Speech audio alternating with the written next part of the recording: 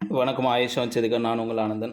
இந்த நோட்டிஃபிகேஷன் ஏன் வெளியானது என்பதற்கான உண்மை தகவல் தீர விசாரிப்பதே மெய். இது ஆயிஷாவின் அச்சம் தவிர. இது பார்த்தீங்கன்னா 2023 ஆனுவல் பிளானர் சீரியல் நம்பர் 7ல் பார்த்தீங்கன்னா assistant professor in government law college 129 போஸ்ட்டுக்கு பிளானர் கொடுத்தாங்க. அந்த வருஷம் நடக்கலை.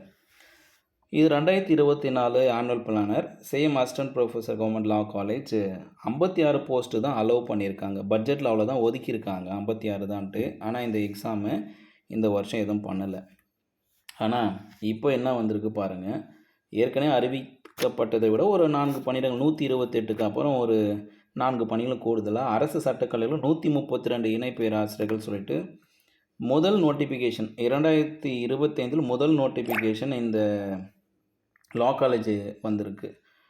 லா காலேஜ் ப்ரொஃபஸர்ஸ் இது வரத்துக்கு காரணம் என்ன அப்படின்னா, இதில் பேக்லாக் வேக்கன்சி தேடி எடுத்திருக்காங்க. பேக்லாக் வேக்கன்சி ஒரு 35. இதில் ஆச்சரியமான விஷயம் என்னென்னா, பேக்லாக் வேக்கன்சி நமக்கு எம்பிசியும் எஸ்சியும் ஈக்குவலாக இந்த இடத்துல கொடுத்துருக்காங்க. எம்பிசியில் பேக்லாக்கா அப்படின்னும் போது எல்லாத்துலேயும் பேக்லாக் இருக்குது. எம்பிசிலையும் வருது, பிசிலையும் வருது, எஸ்சிலையும் வருது. இது கோர்ட் கேஸில் நம்ம சில பார்த்துருக்கோம். இது எவிடன்ஸோட ஒரு தகவல். எஸ்சி எஸ்டி மட்டுமே பேக்லாக் ஷார்ட் ஃபால் வராமல் எம்பிசி பிசிலும் இது போன்ற துறைகளில் வருது. அதுக்கப்புறம் கரண்ட் வேக்கன்சியும் எடுத்துகிட்டு வந்திருக்காங்க இந்த மாதிரி பாடங்களுக்கு. சரி, கரண்ட் வேக்கன்சி 41 எடுத்துகிட்டு வந்து காமிச்சிருக்காங்க. இது ப்ரீ லா ஓகே. மெயினான விஷயத்துக்கு வரலாங்க. இது ஏற்கனவே நமக்கு நவம்பர் மாதத்தில் இந்த செய்தி வந்தது. சட்டக்கல்லூரிகளில் 100 உதவி பேராசிரியர்கள் விரைவில் நியமனம். இது வரத்துக்கு காரணம் என்ன அப்படின்னா இதுதான். சட்டக்கல்லூரிகளை மூடிவிடலாம், உயர்நீதிமன்றம் கண்டனம். சட்டக்கல்லூரிகளில் நிரந்தர இணை பேராசிரியர்களை நியமிக்க முடியாவிட்டால் அவற்றை மூடலாம். இதை திருப்பி படிக்கணும்.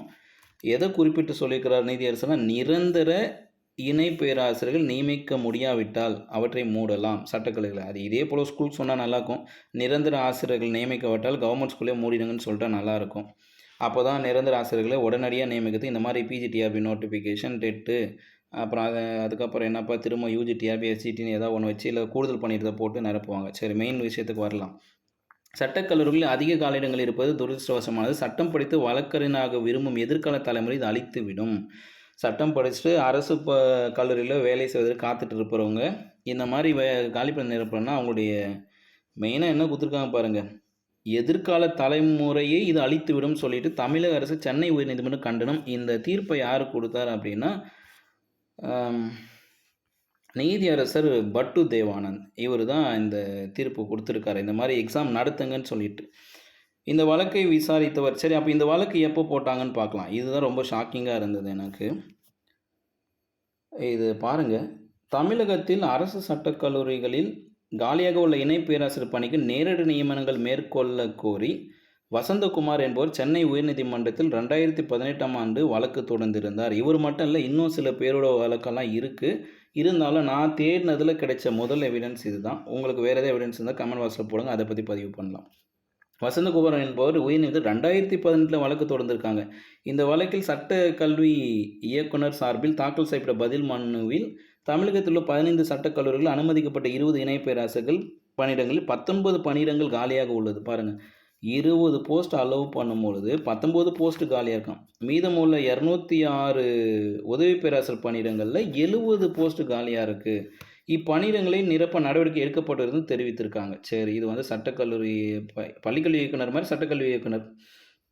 இதற்கு தீர்ப்பு என்ன சொல்லியிருக்காருன்னா, இந்த வழக்கை விசாரித்த நீதிபதி பட்டு தேவானந்த் அவர்கள் சட்டக்கல்லூரிகளில் காலியாக இருக்கும் இணை பேராசிரியர் உதவி பேராசிரியர் பணியிடங்களை விரைந்து நிரப்ப வேண்டும் என உத்தரவிட்டுள்ளார். மேலும் தமது உத்தரவில் காலி பணியிடங்கள் நிரப்பும் பொழுது இடஒதுக்கீட்டு கொள்கை கண்டிப்பாக பின்பற்ற வேண்டும். பேராசிரியர் தேர்வு தொடர்பான விதிகளை வகுக்க உயர்நீதிமன்ற ஓய்வு பெற்ற நீதிபதி பாரதிதாசன் தலைமையில் மூத்த வழக்கறிஞர்கள் வில்சன், ஓய்வு பெற்ற ஐஏஎஸ் அதிகாரி மைதிலி ராஜேந்திரன் அடங்கிய குழு அமைக்கப்படுகிறது. நிபுணர் குழுவின் ஆலோசனை பின்பற்றி இணை பேராசிரியர் மற்றும் உதவி பேராசிரியர் நியமனங்களை மேற்கொள்ள வேண்டும் என நீதிபதி உத்தரவிட்டார். இந்த நோட்டிஃபிகேஷன் ஏன் வந்தது, எதுக்கு வந்ததுன்னா இதுதான். நவம்பர் 7, 2024 இந்த செய்தி பப்ளிஷ் ஆகிருக்கு. அரசு சட்டக்கல்லூரியில் காலியாக உள்ள பேராசிரியர் பணிகளை விரைந்து நிரப்ப உயர்நீதிமன்றம் உத்தரவு. இது சென்னை உயர்நீதிமன்றத்தோட உத்தரவின் அடிப்படையில் தான் டிஆர்பி செயல்பட்டிருக்கே தவிர இது டிஆர்பி தாமாக முன் வந்து செயல்படவில்லை. முதல் பாயிண்ட் என்னன்னா, டிஆர்பி தானாக முன் வந்து செயல்படவில்லை. ரெண்டாவது பாயிண்ட், தமிழக அரசு தாமாக முன் வந்து செயல்படவில்லை. பட்டப்படிப்பை படித்துவிட்டு சட்டப்படிப்பை படித்துவிட்டு கிட்டத்தட்ட 2018 இப்போ வரைக்கும் ஒரு 6 வருடங்களாக அரசு வேலை வாய்ப்பு இல்லாமல் தவித்து கொண்டிருக்கும் அந்த தலைமுறை அவர்கள் வழக்கு போட்டதுனால தான் இந்த நோட்டிஃபிகேஷனே வந்திருக்கு. அப்போ சொல்லப்போனால் பிஜிடிஆர்பி எக்ஸாம் கண்டக்ட் பண்ணுறதுக்கும் வழக்கு போட்டு கேட்கணும் போல். கடந்த 3 வருஷமாக எக்ஸாம் நடத்தலை, கண்டக்ட் பண்ணுங்கன்ற மாதிரி ஆயிடுது போல். ஸோ இது எல்லாருக்கும் ஒரு கேள்வி இருந்திருக்கும். என்ன டெட் எக்ஸாம் நோட்டிஃபிகேஷன் வரல, பிஜிடிஆர்பி நோட்டிஃபிகேஷன் வரல, செட் எக்ஸாம் நடத்தலை, அசிஸ்டன்ட் ப்ரொஃபஸர் காலேஜ் நடத்தலை, திடீர்னு இந்த நோட்டிஃபிகேஷன் கொடுத்தாங்கன்னா, இந்த நோட்டிஃபிகேஷன் கொடுக்கறதுக்கு ஆசிரியர் தேர்வு வாரியம் தாமாக முன் வரவில்லை. இதை ஒத்துக்கிட்டால் லெஃப்ட் லைக்கை போட்டு ரைட் சைட் சப்ஸ்கிரைப் பண்ணி உங்களுக்கு தெரிஞ்சவங்களுக்கு ஷேர் பண்ணுங்கள். இன்னொன்று, தமிழக அரசும் தாமாக முன் வரவில்லை. நீதிமன்றத்தோட உத்தரவின் அடிப்படையில் தான் இந்த நோட்டிஃபிகேஷன் வந்திருக்குது என்பது 100% எவிடன்ஸ் இதுதான். மேலும் இது போன்ற உண்மை தகவலோடு சந்திக்கிறேன். இது ஆயிஷாவின் அச்சம் தவிர.